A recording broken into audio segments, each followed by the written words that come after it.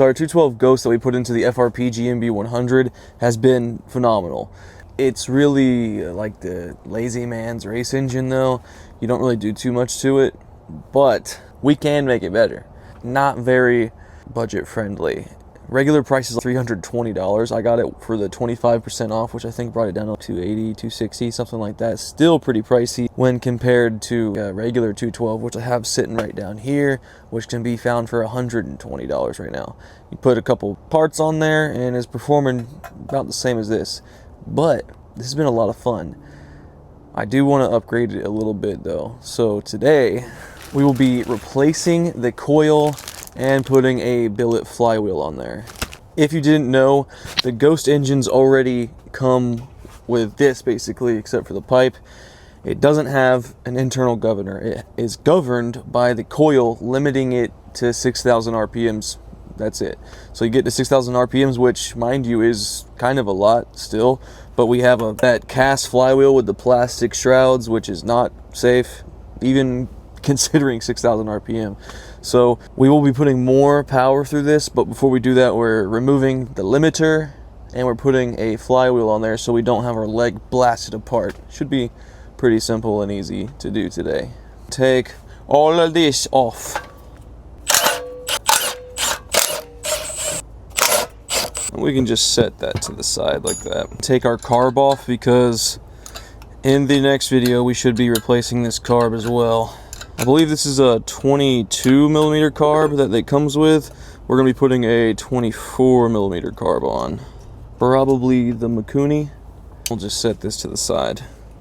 This is our coil wire coming to the kill switch. We need to take this out. This should just be a barrel connector here. We should be able to just take this and get it off of there like that. That's your stock coil. That's what is limiting us to 6,000 RPMs. Now get out of here. And take our flywheel nut off. Take this plastic piece of crap, throw it over there. Put your cup right here. We're actually going to put the nut back on where it sticks out just a little bit farther than the threads. Put a pry bar behind flywheel and hit the nut with a hammer.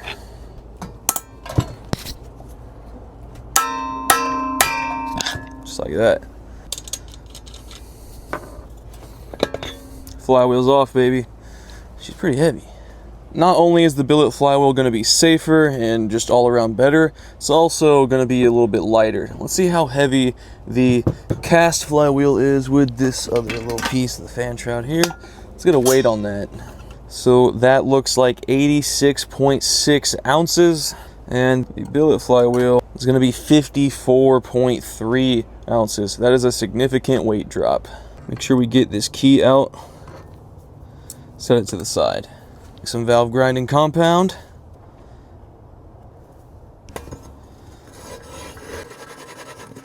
Get that stuff in there.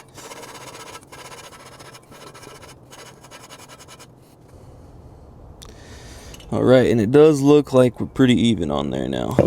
Make sure you get all of that valve grinding compound off of the shaft and out from inside of the flywheel. Get every bit of it off of there. Put your key back into the keyway here.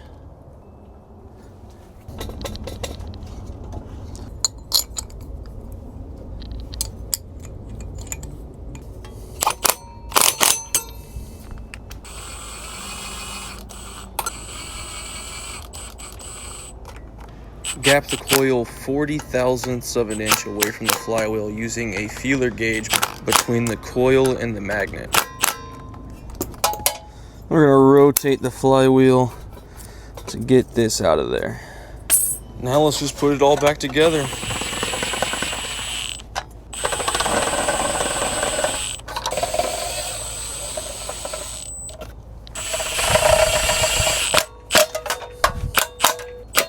Alright, we're going to wait for a few more parts. We also have a billet flywheel going in from EC Carburetors.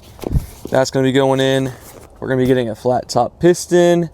We're going to be doing a little bit of work to the head to open it up a little bit, let it breathe a little better. Then we're going to take this thing out on a run.